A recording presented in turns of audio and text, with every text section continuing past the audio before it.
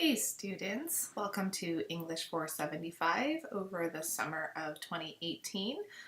Today I'm just going to talk a little bit about your syllabus. I do still want you to read the entire syllabus, but I will be going over key parts of that, and then I'm also going to give the first part of the description lecture. So description is just going to be your first essay, and so I'm just going to set up talking about what that's going to look like.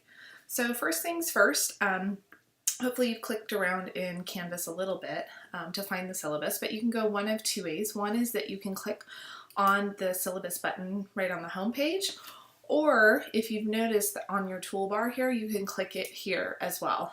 Either way, it gets you to the same page.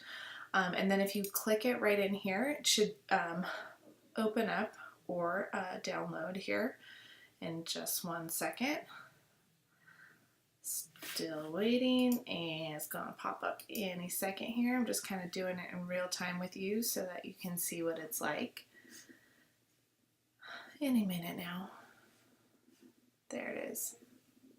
So with the course syllabus, this lays out what we're going to be going over for the next 8 weeks.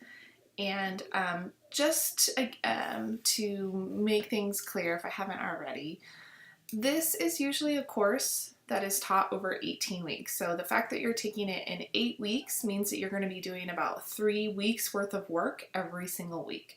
So just try to keep that in mind. Try not to get too overwhelmed when you start to look at week 1 and how much work there is to do. This class is totally doable, especially if you're only taking one summer course. I think the max load you can take is 2. And if you are taking 2, hopefully it's not another class that's going to require this much time, but if it is, you may want to kind of reconsider what your priorities are. This is going to be a class that's going to require a lot of reading and writing from you. Specifically, that's what this course is. It is a course in reading and writing, and so this is going to prepare you and well prepare you for English 1A, which is freshman level comp. And here are your required materials. So this is the textbook that I'll be using. This is the same edition I'll be using, which is edition 13. A lot of students try to get older editions, which wouldn't be a problem if the pages all matched up. What happens a lot of times with newer editions is that they add stuff in, they take stuff out, and so if I assign you pages, 1 through 20, and you have an older textbook, that might not be 1 through 20 anymore. That might be pages 40 through 50 or something like that. So I strongly recommend to get the same edition that I'm using. You also will need this book very first week. You have assigned readings in this book. And if you're thinking to yourself right now, oh my gosh, I can't possibly make it to the bookstore right now, what you can do is you can go to the library and check out this book on reserve. If you just go to the reserve desk, you'll have to give them my name and usually the course number. And they'll allow you to borrow my copy of the book for about an hour. That's plenty of time to maybe not necessarily to get all your reading in, but you can certainly get some of the reading done. Maybe you'll have to take pictures of other things or make copies of other things. So anyways, that's first and foremost. The other thing I would say here, and this is very much true of summer courses, is that sometimes students try to order the books online, which wouldn't be a problem, but then they have to wait for shipping, and that can be a problem. I've had students tell me in week 3 that they still don't have the book, and so if you choose to go that route, that's fine, but you're still responsible for completing all of the readings. So even, as I mentioned in week 1, you still have to complete them all, get all your homework done. Is it impossible to pass this course without the book? No, but it will make things very difficult. It's going to be hard to pass the quizzes during the week. It's going to be hard to know what the model essays are always going to look like. So please, please, please get your hands on the book. You will also need consistent and reliable access to a computer, to the internet, of course, and to a word processing program. So something like Microsoft Word would be great. You will need a notebook for taking notes. I strongly recommend, even while you're watching this video right now, that you should be writing key things down so that way you can remember them. Reading and writing are often connected. If you can see here where I said there's no better way to become a better reader than to write, and there's no better way to become a better writer than to read. And that's very much true. So you'll hear me say this every single week. Make sure you have highlighters, pens, college level dictionary. I just use dictionary.com on my phone as an app. It's pretty easy. Make sure you're checking your Panther email regularly. That is the only way I have to contact you. And then you'll want to make sure you do save all of your work throughout this term. Here is my information. So the best way to get a hold of me is my email. I do have an office on campus, but I'm not in my office during the summer. So if you need to get a hold of me, just please go ahead and send me an email.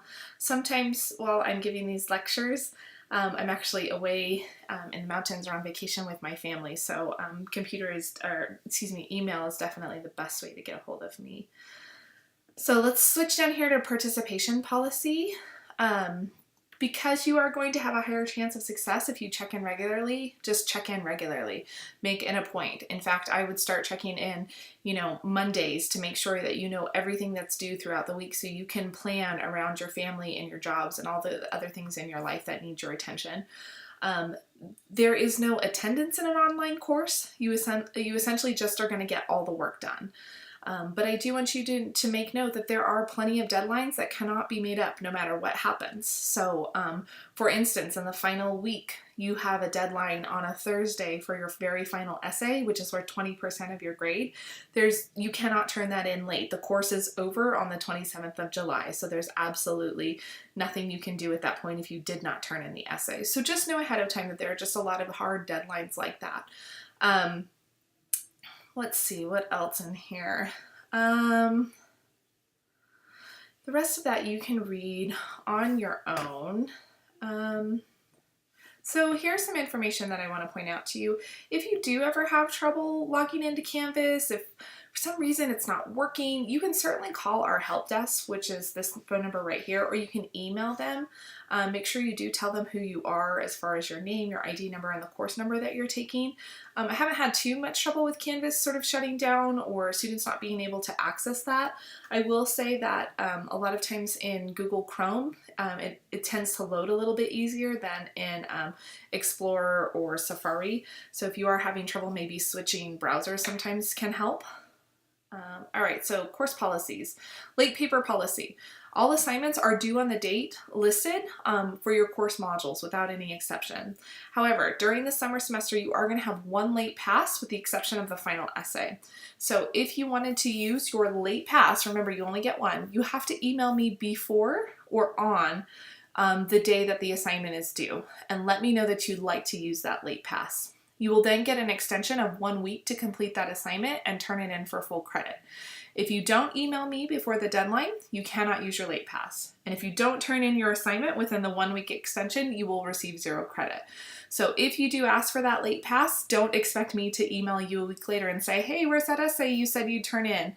If you don't turn it in to me, it's automatically late. Or excuse me, it's automatically a 0. So just be aware of that. If you have questions about that, make sure you email me and let me know. Plagiarism policy, this one's super important that I go over. But we have, as any college, we have an academic integrity code, which includes plagiarism. Plagiarism is taken incredibly seriously in college. It's considered a form of cheating. So if at any time you feel that you want to take someone else's words, whether that be on the internet or an essay. I've had students purchase essays on the internet before, but if they are not your words and you did not originally write them for this particular assignment, then it's considered plagiarism. It's considered a form of cheating. And so what happens then is you can fail the assignment, you can get an automatic F in the course, and you can be sanctioned academically. So it's taken incredibly, incredibly seriously. So even if you wrote another essay, let's say way back in high school, and you're like, oh, I know what I'll do. I'll just rewrite that essay and turn it in. That is also considered a form of cheating because you did not write it for this class. So I just want to take the time right now to tell you not only how serious this policy is, but how easy it is for me to find out if you have plagiarized in any way. Not only does all of your work get run through turnitin.com, if at any time I just take one of your sentences and Google it, I can find out pretty easily and pretty quickly whose work is whose.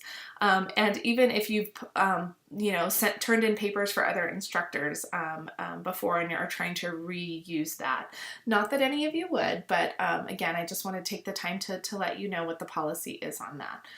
Content disclaimer, I do want to make mention that students enrolled in this course should be willing to engage in a range of materials and subject matter. We will be reading texts that treat questions of sexuality and the body fairly candidly. Texts may contain adult language or subject matter, so please take a moment maybe to consider your enrollment in this course. Also, it should be noted that you will be reading each other's work as a major component of this course. We do weekly discussion boards, you're going to post your rough drafts online, and you're going to be reading and giving feedback to each other. And so I just want everyone to know up front that that's what we will be doing, but also that everyone is here to learn and everyone can learn. And so even if you feel self-conscious about your writing or your understanding of a text, maybe that the only way that you can get better at reading and writing is to actually practice that. And so at no time is your work going to be attacked. Everyone will receive feedback that will be helpful and to help them grow as a writer. So what I expect from students in my courses is just to be prepared, organized, ready to contribute every single discussion. I'm never going to show up to our discussions unprepared, so I do expect the same from you. If you are unprepared, you're unprofessional, which just sort of includes being rude or posting inappropriate content, right? Posting responses that are not your own, you're going to receive a 0 for those assignment and maybe subject to other disciplinary actions just depending on, you know, what happened. So please just be considerate of everyone who's come here to learn. That said, here's a whole bunch of resources I would like you to read and understand.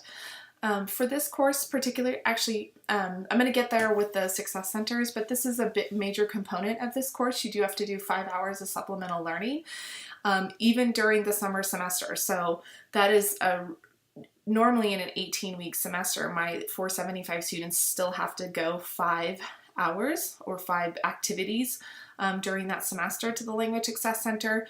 However, you're only in my course for 8 weeks this summer and you still have to get the 5 hours done. So again, this is another component that will add to the weight of this class. Again, we have a lot of really great resources here. I'm kind of scrolling through them quickly just because I have a lot of stuff to get through. Here's some other fun reading that you can do. Our college mission, course learning objectives, what you're going to get out of this course by the time that you're done, and the official course description. So that said, I'm going to move on to grades and assignment. I do expect that you've read all the other stuff. You could have paused the video and read that right now, or you can certainly come back to the syllabus and read it. Essays in this course are going to be worth 45% of your grade. So if you think about that, that's an enormous amount of points assigned just for the writing of these essays. We're actually going to write 3 different kinds of essays in this course just because it's a summer course. Don't panic. I don't want to scare anyone. But again, I'm just trying to set you up here so that you understand what to expect. But every single essay we are going to spend, for instance, 2 weeks on the first essay, 3 weeks on the second essay, and then 3 weeks on the third essay. I think that doesn't add up to 8 weeks. Oh, it does. So, but anyway, so what we'll do is we will go over the essay type. I'm going to give you really specific directions, and we're going to look at examples of those kinds of essays so you know what I'm expecting of you. So again, that's worth 45% of your grade. If you miss one of the essays, it's almost impossible to pass the course successfully. So just know that ahead of time. These are things you really cannot miss. In preparation for each essay model, we're going to work in phases. So typically the first phase is writing an outline. In fact, in week 1, you're going to have an outline due of a description essay. The second phase is going to ask that you do a rough draft. Then after your rough draft, you're going to do a peer review, which means that you read someone else's essay and they read your essay and you give each other feedback. And then you'll write a final draft of your essay. So again, there's sort of steps along the way. Typically when students miss an essay, right, turning in the final draft of an essay, they've also missed some of these other parts too. So it's not just, let's say, 10% of your grade if you miss an essay. Sometimes it's worth a little bit more than that because of all the other little assignments attached to that. Quizzes, every week I'm going to give you a quiz, although in this class it won't be 5 questions. It'll typically be between 5 and 10. I don't think there's any that are over 10, but typically what I'm looking for in the quizzes is that you not only read, but that you actually picked up the content that I'm asking you to learn, which is why I'm going to suggest and continue to suggest taking notes and writing down the major ideas here. You can definitely use your notes on the quiz. You won't have a lot of time on the quiz. For instance, if I asked you like, well, how many late assignments can you use? It's really hard then to flip over to another screen, try to open the syllabus, try to find that information. You only have, like for a 10-minute quiz, you only have, or excuse me, 10-question quiz, you only have 10 minutes. So you have to find those answers fairly quickly. So make sure you complete the reading ahead of time. Again, taking notes will really, really help you be successful on those quizzes. The Language Success Center requirements, as I mentioned, are going to be worth 10% of your grade. So you do have to complete 5 hours or 5 activities in the Language Success Center. I will say that because you're an online student, you do not actually have to go to any of our 3 campuses. You can if you want to, but you're not required to. You can actually complete these online. However, there are hard deadlines for these, and all the deadlines fall, I believe, on a Friday at 3 o'clock. So just be aware ahead of time that you can complete the DLA in the middle of the night and submit it online, but it still has to be within those boundaries of before the deadline. So again, this is a really important component. Students of mine who typically don't pass the class usually missed some of these Language Success Center requirements.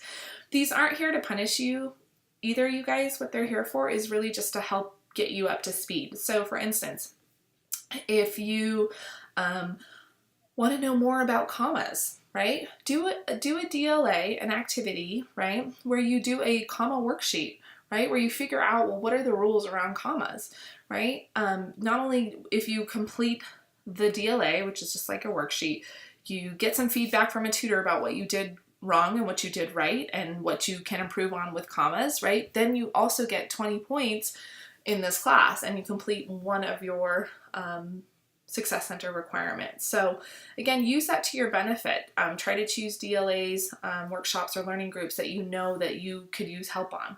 And there's a lot of really good ones there. And if you have questions, if you're not sure which activity is going to help you the most, ask me. I probably have a good idea where to start.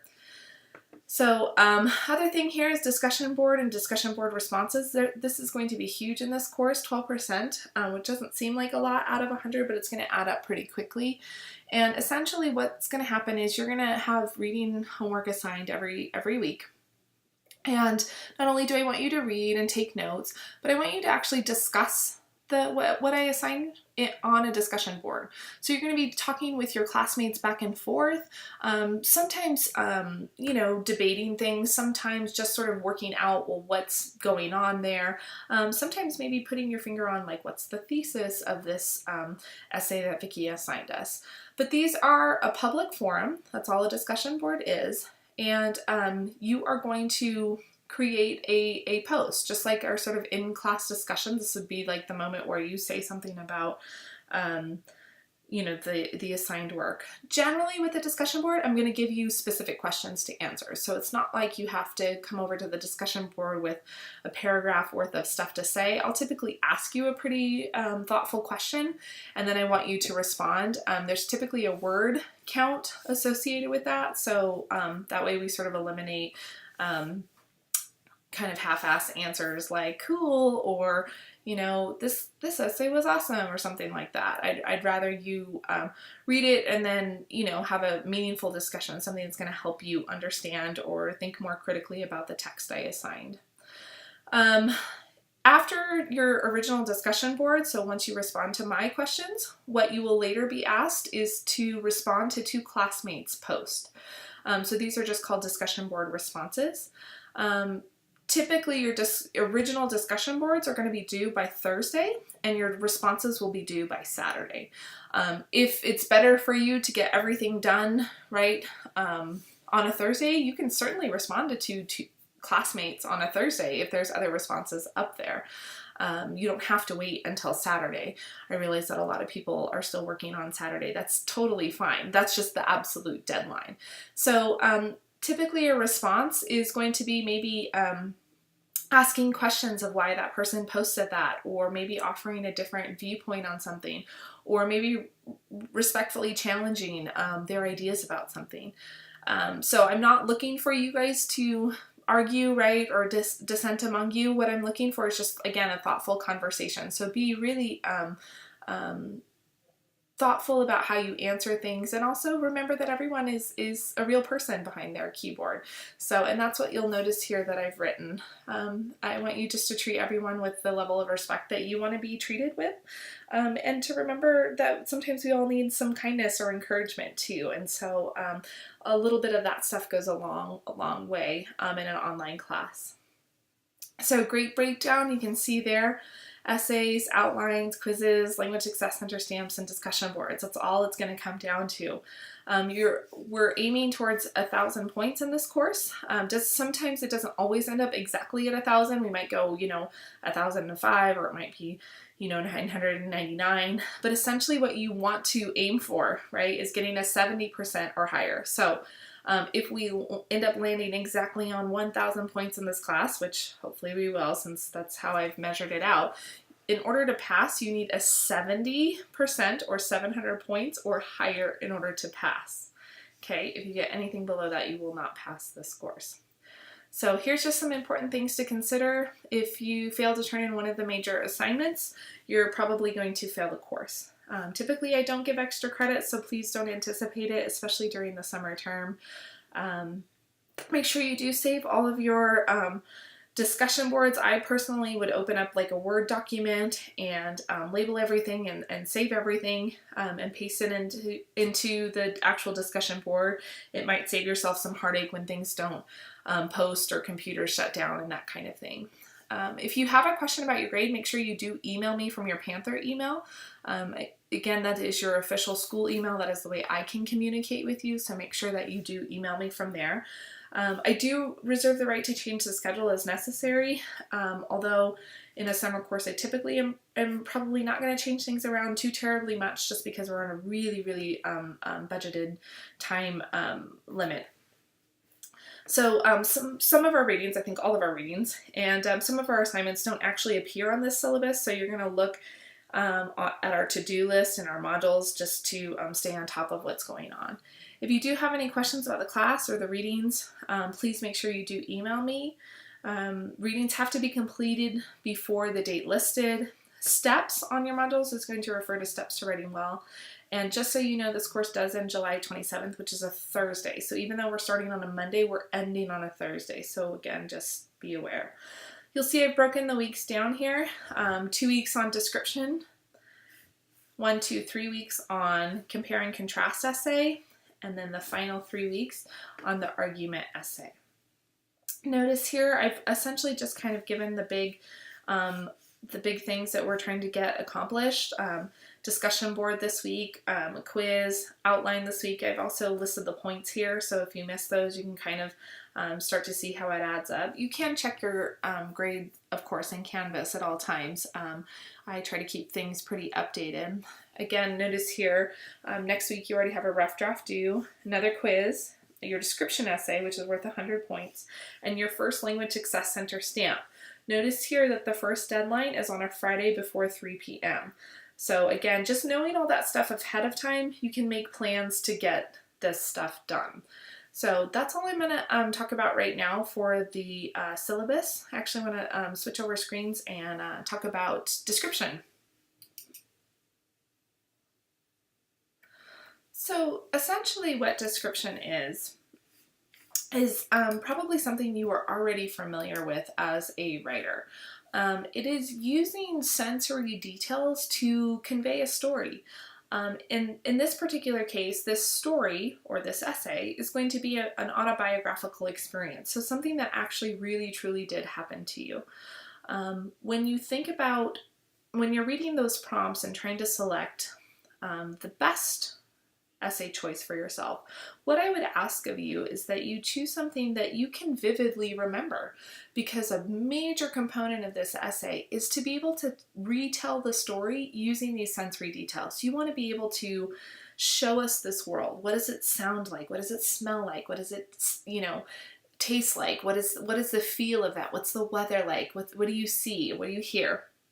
And so you are going to spend hopefully a lot of time this week thinking about, again, your essay choice here, but also like what was that world like? Whatever, if you're telling me a childhood memory or a magical place to play, I really, really, really want to know not just what it was like in terms of, oh, I played in my backyard. I want to know what kind of a backyard. Describe it, right? That's why this is called a description essay. So you're going to hear me talk about the differences between details, but we have two details here. We have a telling detail and a showing detail. A telling detail is one that doesn't evoke a lot of sense of experience for a reader. So if I read this one to you, it says, for lunch we grilled 16 beef patties a half an inch away from each other and 12 hot dogs all laid out next to each other. Okay, doesn't really do anything, right? If you were listening to that and you were like, and what's the point? That's kind of the problem with telling detail. We're just telling a reader what's actually there. There's really no emotion attached to that. Versus a showing detail where I can paint a picture in someone's mind, right? So look at this one. I watched the hot dogs sweat on the grill while the grease from the burgers popped and snapped. Ah, so now you can get a little bit more of a visual going. You can actually see the hot dogs kind of with beads of sweat rolling across them, right? You can hear the grease popping from the burgers, right, while they're on the grill. You might even be able to start to smell that char that comes off of a barbecue, right? So we want to try in this essay to show as much as possible. So you're going to be using these concrete details again and again and again to convey this showing kind of a detail. Another trick that you can use is to use strong verbs and nouns. A lot of times my students will say things like, yeah, but isn't it adjectives that do the describing? Adjectives and adverbs. And there's nothing wrong with adjectives and adverbs, but they typically don't do as much work as a really great noun. And so I have a couple sentences here, and they're not great sentences, I'll be honest with you. But you'll see the animal walked quietly through the foliage. Okay, doesn't really do much for me as a reader. I can't quite see this animal. I can't really see this walking quietly, I guess. But if I just change the noun here, animal to giraffe, and maybe if I change the verb walked to stalked, right? Now I can see that a little bit more clearly. So using really great nouns and verbs, again, will help you. I think about this a lot when I think about the verb walk, because there's so many ways to walk. If I want to tell my reader that I'm walking away from my mom and I'm angry, I might want to use the verb stomp, right? Or stomped, the past tense form of that, to convey anger. If I'm happy, maybe I'm skipping away. If I'm, kind of sad, maybe I'm, kind of dragging my feet, or I'm sulking, or, well, I was going to say dragging again, but you get the idea, right? Is that you can interchange these words a lot. So that's going to be a key to strong description too, is active verbs. Varied sentences, all that means is that in order to help tell your story in a really realistic way, you want to change your sentence patterns, alter the words and phrases that you use, and surprise your readers with compelling description. Again, your job is to make your memory, the story of whatever you're trying to tell me, I want it to come alive in my brain. I want to hear the story. I want to feel like I'm there watching you. Okay, so try to use those varied sentence patterns. Here's another key component here is dominant impression, or tone. So all that a tone is, it's the overall feeling or attitude, or sometimes called the mood, that a reader gets about a subject. Oftentimes, tone is implied. It's not something that a writer comes out and tells you, well, I feel sad, right? It's shown in the actual details themselves. So if we think about the jacket, which maybe you haven't read that yet, but you're going to, while you are reading this essay, or again, if you have read it, how does Gary Soto feel about that jacket? And if you start asking yourself, well, you know, he doesn't like the jacket or he loves the jacket, that is going to reveal tone of the essay. Also think about the description that he uses as well. For those of you who haven't read it, one of the most vivid descriptions that we get of this jacket is that it's a day-old guacamole. Think about that for a second. Day-old guacamole. Does that sound yummy? Does that sound enticing? Does that something you want to eat right now? And if you apply that to tone, it's going to help show you possibly what that tone is. You do need to think about tone as a writer. So before you start writing about your topic, you really have to think about, like, well, how do I feel and how do I want to convey that through my descriptions? Another tool that you can use in descriptive writing are comparisons. Sometimes it's really difficult to describe what something smells like. A lot of times if people want to describe, you know, a perfume, they just name it. Well, if I don't know what the name of your perfume smells like, then I miss out on that description. And smells are hard. It's hard to say what something smells like. So what we can do is use a comparison. We can use a simile, for example. And all that a simile is a comparison using the word like or as. So we're saying that something is like something else. A metaphor is just a direct comparison. So we're saying something is something else. Again, this is just a great tool. Don't overuse simile and metaphor in your essays. Just use them as needed, as prescribed. Vantage point.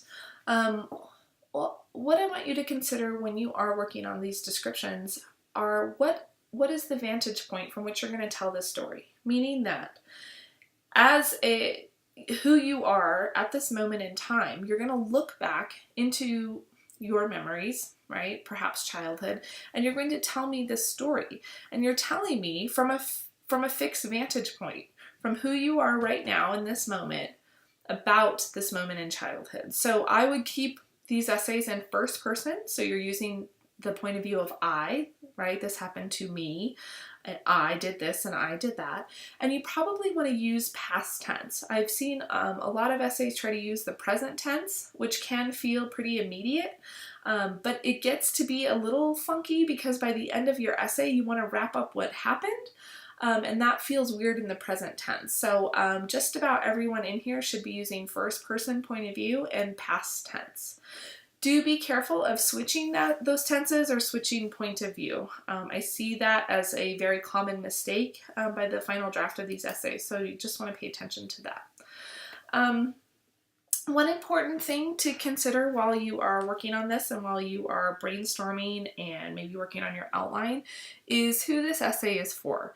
And as you can see there, it says the answer is not my professor. This essay is not for me. You want to think about, is this essay for me and your classmates? That might be a closer answer there, because you have to consider who is reading this essay. Are we familiar? If you're going to write about your abuelita, right? Are we familiar with her? Do we know her? And the answer is probably no. So you need to make her as vivid and real to us as possible. So thinking about audience before you start this essay is really going to help you think about what we need in order to really understand your subject.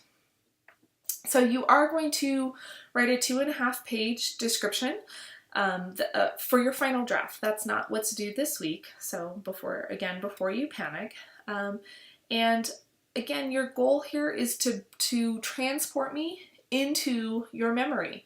You're going to tell me a brief little story, and I want you to use things, of course, description, but tone, audience, purpose, word choice, sensory details, using comparison, vantage point, right? You're going to be thinking about all of those things as a way to effectively write this essay.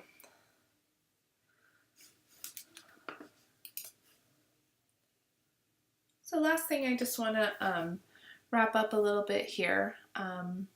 This is your to-do list for week 1. Hopefully you've already watched the orientation video and you're currently watching this week 1 lecture. Do read that syllabus. Do get your hands on the book.